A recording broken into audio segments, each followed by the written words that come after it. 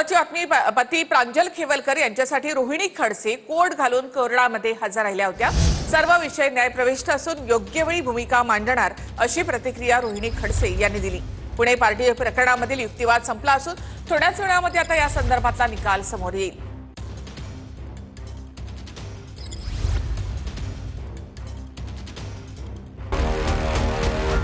पतीच्या सुनावणीसाठी रोहिणी खडसे कोर्ट घालून न्यायालयात।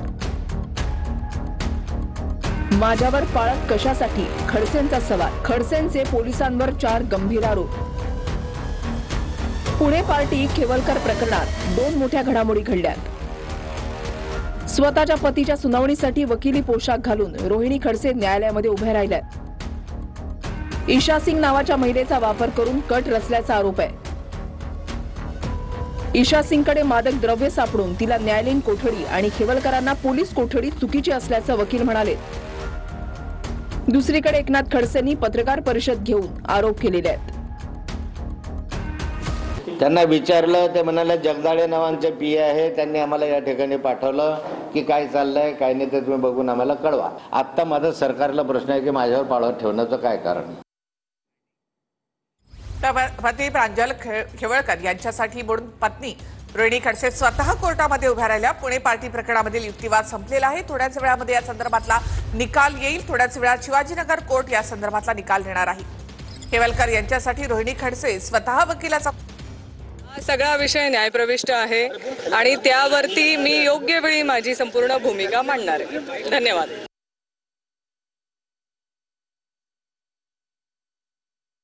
जर तुमच्याकडे मोबाईल कोर्ट घालून कोर्टामध्ये हजर राहिल्या आणि त्यावरती मी योग्य वेळी माझी संपूर्ण भूमिका मांडणार आहे। धन्यवाद। हा सगळा विषय न्यायप्रविष्ट आहे आणि त्यावरती मी योग्य वेळी माझी संपूर्ण भूमिका मांडणार आहे। धन्यवाद। तुमच्याकडे केलेला आहे, तुमच्या ताब्यामध्ये मोबाईल आहे, तर मोबाईल मधली सगळी माहिती बाहेर कशी काय जाते याचा तर पोलिसांवर प्रश्नचिन्ह उभं राहतं। या संदर्भाचे उत्तर दिले पाहिजे पोलिसांनी।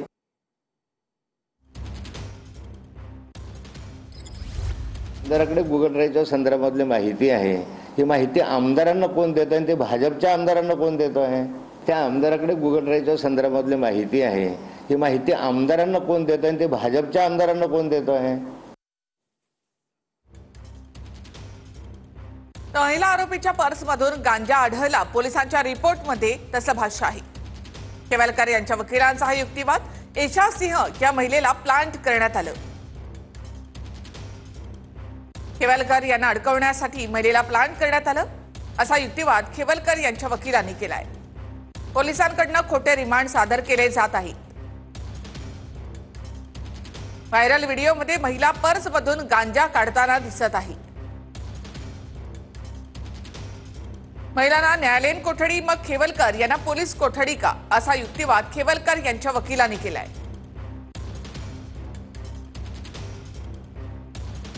वादग्रस्त मंत्र्यांबद्दल मुख्यमंत्र्यांनी नाराजी व्यक्त केली। ही अखेरची संधी, वादग्रस्त विधानं आणि कृती खपवून घेणार नाही अशी तंबी मुख्यमंत्री फडणवीसांनी दिली आहे। वादग्रस्त मंत्र्यांवर कोणतीही कारवाई होणार नसल्याचं स्पष्ट झालं। वादग्रस्तांसह सर्व मंत्र्यांचा मुख्यमंत्र्यांनी 20 मिनिटं क्लास घेतला। वादग्रस्त विधानं आणि कृती यापुढे खपवून घेणार नाही असा इशारा मुख्यमंत्र्यांनी दिला। वादग्रस्त विधानं आणि कृतीमुळे सरकारची प्रचंड बदनामी होते असं मुख्यमंत्री म्हणाले। वादग्रस्त मंत्र्यांबद्दल मुख्यमंत्र्यांनी नाराजी व्यक्त केली। तंबी देताना मंत्र्यांना ही अखेरची संधी असल्याचं फडणवीस म्हणाले। काय कारवाई करायची ती करूच असा दम सुद्धा फडणवीसांनी भरला। एकंदरीतच कोकाटे, संजय शिरसाट, योगेश कदम यांचं मंत्रिपद वाचल्याचं स्पष्ट झालं। मंत्रिमंडळ बैठकीनंतर फडणवीसांनी मंत्र्यांचा क्लास घेतला। अजित पवार आणि माणिकराव कोकाटे यांची बैठक पार पडलेली आहे। किती वेळा चुकणार, किती वेळा माफ करणार असं म्हणत अजित पवारांनी कोकाटेंचे कान टोचले। तर माझी चूक मान्य, यापुढे काळजी घेईन अशी ग्वाही कोकाटे यांनी दिली आहे। मंगळवारी माणिकराव कोकाटे यांची अजितदादांसोबत 1 तास बैठक झाली। 1 तासाच्या बैठकीत माणिकराव कोकाटेंना अजित पवार यांनी फटकारलं। तुमच्या वक्तव्यामुळे सरकारची खूप प्रतिमा मलिन झाली। आम्ही तुम्हाला खूप सांभाळलं आहे. हा विषय आता पुढे गेला आहे. मुख्यमंत्र्यांनी माझ्याकडे या संदर्भात नाराजी व्यक्त केली आहे. अशा शब्दात अजित पवारांनी कोकाटेंना सुनावलं. दादांनी सुनावल्यानंतर कोकाटे यांनी या प्रकरणावर दिलगिरी व्यक्त केली. कोकाटे अजित पवार यांना काय म्हणाले तर यापुढे सांभाळून आणि जबाबदारीने बोलेन, अशी चूक पुन्हा करणार नाही. कोकाटे यांचे कार्यकर्तेही अजित पवारांच्या भेटीसाठी गेले होते. कोकाटेंचा राजीनामा घेऊ नका अशी विनंती कार्यकर्त्यांनी केली. त्या कार्यकर्त्यांना सुद्धा अजित पवार यांनी चांगलंच फटकारलं. कोकाटे यांच्या कार्यकर्त्यांना दादा काय म्हणाले ते आपण पाहूया. तर कोकाटेंनी बोलताना भान ठेवायला हवं होतं. कोकाटेंना मंत्रिपद दिलं त्यावेळी तुम्ही माझ्याकडे आला नाहीत. आता मंत्रिपद जाणार असं दिसल्यावर तुम्ही माझ्याकडे आलाय. हा विषय आता माझ्या हातात नाही. कोकाटे दिलगिरीनंतर मंत्रिमंडळाच्या बैठकीला गेले. त्यामुळे कोकाटेंचा राजीनामा घेतला जाणार नाही हे स्पष्ट झालं. मंत्रिमंडळ बैठकीनंतर मुख्यमंत्र्यांनी वादग्रस्त मंत्र्यांना अखेरची संधी असल्याचं म्हटलं. बैठकीनंतर कोकाटे यांचं मौन बघायला मिळालं. माध्यमांसमोर काहीही न बोलता कोकाटे निघून गेले. कॅबिनेट बैठकीनंतर मात्र बोलायला तयार नाहीयेत आणि थेट ते गाडीमध्ये बसले आणि गाडी आता मंत्रालयातून बाहेर पडते. हे थेट दृश्य आपण या ठिकाणची पाहतोय. माणिकराव कोकाटे काही बोलायला तयार नाहीये. चेहऱ्यावर स्पष्टपणे तणाव दिसतोय आणि गाड्यांचा ताफा घेऊन माणिकराव कोकाटे आता निघालेले आहेत. फोनवर बोलतायत. सगळी दृश्य आपण या ठिकाणची पाहतोय. एकंदरीतच कोकाटेंचं मंत्रिपद दिलगिरीवर निभावलं. सामान्य लोकांच्या भाषेत कोकाटेंना अखेर शनी पावला. नाशिकमध्ये आमदार नितीन पवार यांची जीभ घसरली. आश्रमशाळेमध्ये प्रश्न मूलभूत सुविधांवरून आमदार पवार आक्रमक झाली. तुम्हाला माज आला आहे का, मी तुमचे जिरवतो असं नितीन पवार यांनी म्हटलं. आमदार नितीन पवार यांनी अधिकाऱ्यांना सज्जड दम भरलाय. तर आमदार नितीन पवार यांची जीभ घसरली. आश्रमशाळेमधल्या प्रश्नांवरून आमदार नितीन पवार आक्रमक झाले. त्यांनी अधिकाऱ्यांनाच दम भरलाय.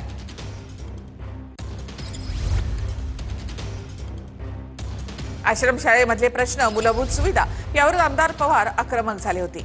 तुम्हाला माज आला आहे का, मी तुमची जिरवतो असा दमच नितीन पवार यांनी अधिकाऱ्यांना भरला.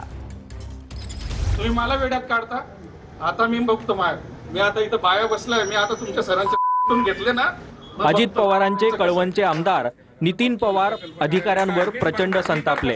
प्रोटोकॉल प्रमाणे होतं का जनता? तुम्हाला काय माज आला आहे एवढा, तुमचा माज मी जिरवतो अशा भाषेत नितीन पवार अधिकाऱ्यांवर संतापले. रिपोर्ट देतो आम्हाला. आणि तुम्हाला एवढा सर्वांना काय माज आहे? एवढा काय माज आहे तुम्हाला मला सांगा. तो माज मी जिरवतो तुमचा. त्यात काढलं. मी आता सर्व व्यक्त आहे. मला सर्वीकडे धंदे पण बंद पाहिजे. सर्व धंदे बंद. मटका बिटका. आश्रमशाळांमधील समस्या आणि प्रशासनाच्या उदासीनतेविरोधात कळवणच्या एकात्मिक प्रकल्प कार्यालयासमोर ठिय्या मांडत आमदार नितीन पवारांसह आदिवासी नागरिकांकडून आंदोलन करण्यात आलं. मात्र 5 तास ठिय्या मांडूनही संबंधित अधिकाऱ्यांकडून समाधानकारक उत्तर न मिळाल्यानं नितीन पवार संतापले. आता मी बघतो मी आता इथं बाया बसलाय. मी आता तुमच्या सरांचे घेतले ना. मग बघतो कसं. नाही तर मी पटतो. हा आणि वस्तारा ठेवायचा रे सरांच्या. हे लोक सरे मला बघतात. आयुष्यात पहिल्यांदा तुम्ही मला कोण टाकायला काय आम्ही काय केलं गेलं आता गेलं. कळवण आणि सुरगाणा तालुक्यातील शासकीय विश्रामशाळांमध्ये शिक्षकेतर कर्मचाऱ्यांची 100% पदं भरली जात नाहीयेत. तोपर्यंत शासकीय विश्रामशाळेला टाळं ठोकण्याचा इशारा आमदार नितीन पवारांनी दिला. मी आता घरी पद काही देऊ नका. पोरांना घरी घेऊन जा. जोपर्यंत शिक्षक येत नाही तोपर्यंत पोरं शाळेत आणायचे. जोपर्यंत 100% शिक्षक मिळत नाही तोपर्यंत पोरांना व्यवस्थित पालकांना बोलून. यावेळी प्रकल्प अधिकारी अनुकुरी नरेश यांनी इंग्रजीतून संवाद साधण्याचा प्रयत्न केला. यावेळी आमदार नितीन पवारांनीही इंग्रजीतूनच उत्तर दिलं. साहेब मी पण तुम्हाला इंग्लिश मध्ये बोलू शकतो. I can speak English. I can walk in English. I don't like this. Never. This is shameful. Because why I'm speaking English? Because my people used to know that I can speak English. I can do sandas on English also. आता माझी पातळी कायम घसरे. आश्रमशाळांमधील शिक्षकांच्या जागा रिक्त असणं, बाह्यस्त्रोत शिक्षकांची भरती न होणं, जेवणाचा अत्यंत निकृष्ट दर्जा आणि अन्य मूलभूत सुविधांचा अभाव यासह अनेक मागण्यांकडे लक्ष वेधण्यासाठी हे आंदोलन पुकारण्यात आलं होतं. उत्तर दे, एक मेला म्हणजे तुम्ही मराठी माणसाचा अपमान करता. दादांचे आणि शिंदेचे आमदार असणाऱ्या ठिकाणी भाजपचे पक्षप्रवेश हे नव्या राजकीय भूकंपाचे संकेत आहे. सुनील तटकरे 2029ची निवडणूक भाजपमधून लढणार असल्याचा दावा रोहित पवार यांनी केला. यानंतर स्वतः रोहित पवारच 2019 मध्ये भाजपमधून लढणार होते असं म्हणत सुनील तटकरे यांनी पलटवार केलाय. धनुष्यबाण चिन्ह उद्धव ठाकरेंना मिळणार असून काही महिन्यात घड्याळ चिन्ह आम्हाला मिळणार असा दावा रोहित पवारांनी केलाय. शिंदेची शिवसेना आणि अजित पवारांची राष्ट्रवादी भाजपमध्ये विलीन करण्याचा पर्याय असू शकतो किंवा दोन्ही पक्षाचे आमदार असणाऱ्या ठिकाणी नव्यानं निवडणूक होऊ शकते असा दावा रोहित पवारांनी केलाय. भाजपकडे 132 आमदार असून त्यांना 12 आमदार हवीत. त्यांना फक्त 144चं बहुमत पार करायचं आहे. यासाठी भाजपनं आतून खेळी केल्याचं रोहित पवार यांनी म्हटलंय. घड्याळ चिन्ह हे आम्हाला मिळेल, धनुष्यबाण चिन्ह हे उद्धव ठाकरे साहेबांना मिळेल आणि हे दोन्ही चिन्ह ओरिजिनल पार्टीला मिळाल्यानंतर अजितदादांकडे 2 पर्याय असतील, एकनाथ शिंदे साहेबांकडे 2 पर्याय असतील. एक भाजपमध्ये विलीन व्हायचं, नाहीतर दुसरं लगेचच पुढच्या 3 महिन्यामध्ये जेव्हा हा निकाल आमच्या बाजूला होईल 3 महिन्यातच परत एकदा निवडणूक तिथं जाहीर केली जाईल. त्यामुळे दादांच्या सीटवर आणि एकनाथ शिंदे साहेबांच्या सर्व सीटवर परत एकदा इलेक्शन कदाचित पुढच्या काही महिन्यांमध्ये होऊ शकतं. आणि तुम्ही जर भाजपची खेळी बघितली, जिथं जिथं अजितदादांचा आमदार आहे, जिथं एकनाथ शिंदे साहेबांचा आमदार आहे, तिथं विरोधी पक्षातला कुठला तरी नेता जो काँग्रेसचा असू नाही तर कुठलाही त्या व्यक्तीला त्यांनी इन करून घेतलेलं आहे, भाजपमध्ये घेतलेलं आहे. त्यामुळे भाजप मात्र तयारीत आहे या दोघांचा काटा काढायला. दरम्यान रोहित पवारांचा बच्चा असा उल्लेख करत प्रवीण दरेकर यांनी टोला लगावलाय. मला वाटतं अजून रोहित पवार बच्चा आहे. एवढ्या मोठ्या नेत्यांवर एवढी मोठी भाकीतं करायला मला वाटतं त्यांनी थोडं प्रगल्भ व्हावं, थोडं राजकीय उन्हापावसात भिजावं आणि मग बोलावं. आता शरद पवार साहेबांच्या भूमिकेत जाऊन वक्तव्य करणं मला वाटतं पोरकटपणाचा निवानिश आहे. सुनील तटकरे 2029ची निवडणूक भाजपमधून लढवणार असा दावा रोहित पवारांनी केला. यानंतर स्वतः रोहित पवारच 2019 मध्ये भाजपमधून लढणार होते असं म्हणत तटकरेंनी पलटवार केलाय. दादांच्या पक्षामध्ये 2 गट आहेत हे मी आधीपासून सांगतोय. सुनील तटकरेंचा वेगळा गट आहे आणि अजितदादांचा गट, अजितदादांबरोबर आमदार आहेत, सुनील तटकरेंबरोबर पदाधिकारी आहेत. आणि 2029ला सुनील तटकरे हे भाजपच्या सीटवर तिथं इलेक्शन लढताना तुम्हाला सगळ्यांना खासदारकीचं दिसेल. तर ऑपरेशन सिंदूर म्हणजे मीडियासाठी केलेला तमाशा असं प्रणिती शिंदेनी म्हटलेलं आहे. भारतीय सैन्याच्या शौर्याला तमाशा म्हणायला लाज वाटली नाही का असा सवाल आमदार चित्रा वाघ यांनी केलेला आहे. वेदना उन परिवारों की जिन्होंने पहलगाम के आतंकी हमले में अपने परिजनों को खो दिया, और क्रोध इस सरकार पर जो आज तक पहलगाम के आतंकी हमलावरों को न पकड़ पाई है और ना ही उनकी कुछ सुराग ढूंढ पाई. ऑपरेशन सिंदूर नाम सुनने में देशभक्ति का लगता है, लेकिन असल में ये सिर्फ मीडिया पर किया सरकार का एक तमाशा था. कोई नहीं बता रहा है कि इस ऑपरेशन में हासिल क्या हुआ. भर संसदेत भारतीय सैन्याच्या शौर्याला तमाशा म्हणताना प्रणिती शिंदेंना लाज नाही वाटली का? ज्यांच्या बळावर तुम्ही आम्ही सगळे सुरक्षित आहोत त्यांच्याबद्दल अशी उपेक्षात्मक भाषा. ताई, एक फुकटचा सल्ला तुम्हाला देते, नाही तिथे तुष्टीकरणाचं राजकारण करायला जाऊ नका. हा केवळ भारतीय सैनिकांचा अपमान नाही तर प्रत्येक देशभक्त आणि नागरिकाच्या अस्मितेवरती घाव आहे. शौर्याला तमाशा म्हणणाऱ्यांना जनता कधीच माफ करत नाही. प्रणिती शिंदे, लक्षात ठेवा. पहलगाममध्ये हत्याकांड घडवणाऱ्या 3 अतिरेक्यांचा खात्मा करण्यात आला आहे. पाकिस्तानमध्ये 100 किलोमीटर पर्यंत घुसून भारताने ऑपरेशन सिंदूर राबवलं. केंद्रीय गृहमंत्री अमित शहा यांनी संसदेमध्ये या संदर्भातली माहिती दिली. तर पहलगाम हल्ल्यावेळी सुरक्षा रक्षक का नव्हता असा सवाल प्रियांका गांधी यांनी केलाय. ऑपरेशन महादेव में सुलेमान उर्फे फैजल जट, अफगान और जिब्रान 3 आतंकवादी सेना, सीआरपीएफ और जम्मू कश्मीर पुलिस के संयुक्त अभियान में ऑपरेशन महादेव में मारे गए।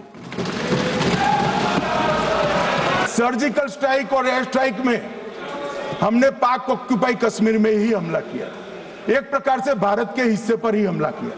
पाक ऑक्यूपाई कश्मीर हमारा ही, तो हमने तो हमारे हिस्से में हमला किया, मगर इस बार 100 किलोमीटर अंदर घुसकर पाकिस्तान की भूमि पर आतंकवादियों को तबाह करने का काम। 1 घंटे का रक्षा मंत्री जी का लंबा भाषण था। ऑपरेशन सिंदूर की बात कर ली, आतंकवाद की बात कर ली। जब 26 देशवासियों को अपने परिवार के सदस्यों के सामने खुलेआम मारा गया, तो ये हमला कैसे हुआ, क्यों हुआ? सिक्योरिटी क्यों नहीं थी वहां पे एक सैनिक क्यों नहीं दिखा? एक चिकित्सा का इंतजाम नहीं था, फर्स्ट एड का इंतजाम नहीं था, कोई इंतजाम नहीं था, ना सुरक्षा का ना फर्स्ट एड का। इन लोगों को भगवान भरोसे छोड़ दिया गया। ये लोग वहां पे इस सरकार के भरोसे गए और इस सरकार ने उन्हें भगवान भरोसे छोड़ दिया। कोकाटे यांची तिसऱ्यांदा प्रतिक्रिया घेण्याचा प्रयत्न करण्यात आला। कोकाटे यांनी 3ही वेळा प्रतिक्रिया देण्याचं टाळलेलं आहे। केवळ एकच प्रश्न आहे, दादांना तुम्ही भेटलात, काय नेमकी चर्चा झाली? काय सांगणार आहात का? चर्चा काय झाली फक्त तेवढं तर सांगू शकता तुम्ही? बरीच चर्चा आहे तुमच्याबद्दल की राजीनामा तुम्हाला द्यायला सांगण्यात येणार आहे, असं काय आहे का? महाराष्ट्राला ऐकायचं नेमकं काय सुरू आहे? नंतर बोलू. नाही पण काय चर्चा झाली तुमची?